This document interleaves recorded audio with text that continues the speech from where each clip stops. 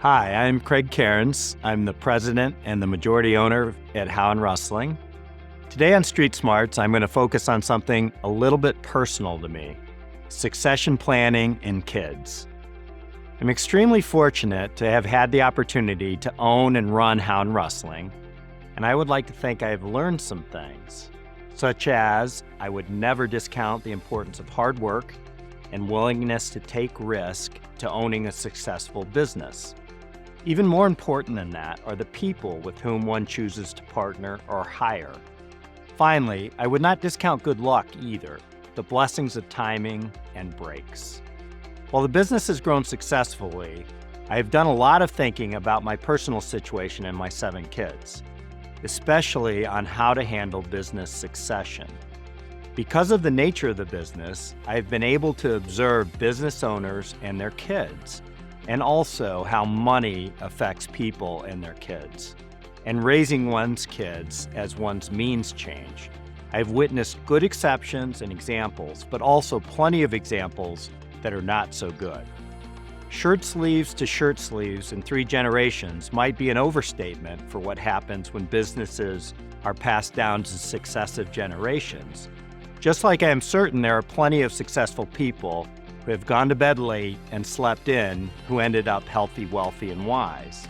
But like all conventional wisdom, there is something to be learned, and I think there are pitfalls to be avoided. My kids will roll their eyes if they watch this, because my favorite thing to tell them is that I am raising you without expectations, so you'll never be disappointed. And they will laugh because some of what follows is do as I say and not as I do. But here goes. Expectations are important. General expectations are healthy, such as expecting kids to work hard and the expectation that they will go to college if they are so inclined. However, I think specific expectations, such as expecting kids to go to a specific college or follow in our professional footsteps, can be unhealthy. Kids have enough to worry about than having to live up to their parents' specific expectations. I especially do not think business owners should express the expectation that their kids will join the business. While the vision of inviting kids into the business and having them live next door in the same hometown can be appealing, it tends not to be helpful to the business or the kids. Once again, there are exceptions, and I have known some of the exceptions personally, but my observation is that it tends to not work out that well. I believe that kids should be expected to find their own way and should be allowed to fail on their own while they are finding their way. Succeeding on their own and supporting themselves is a key to happiness, in my opinion, and is more likely to lead to well-adjusted, grown-up kids. If joining the family business is a hope, let it be a silent hope. If the grown-up kid develops a skill set that is helpful in the business after finding success elsewhere, that is a way it might work. Businesses do not tend to divide that well either. In my case, especially by 7. There can be issues between the business owner and the kids, including if the business owner hangs around too long. There can be issues between siblings and then with cousins as more generations pass. At the end of the day, there simply may not be enough management jobs as there are relatives, nor profits to go around. Spousal perceptions can lead to bitterness as well. I think about the word entitlement a lot and how best to have kids avoid that feeling. Setting the example of our own hard work is a good first step, but it's not enough. Expecting kids to work hard and earn their own spending money and raising them so they do not need us should be our goal.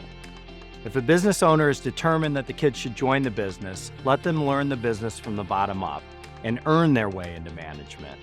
Kids should feel as little entitled as possible, and kids should be expected to earn the respect of their coworkers through hard work and appropriate pay while learning the business.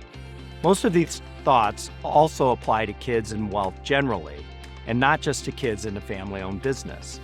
Unhealthy expectations about money and parental support can last a lifetime and lead to unhappy lives for kids.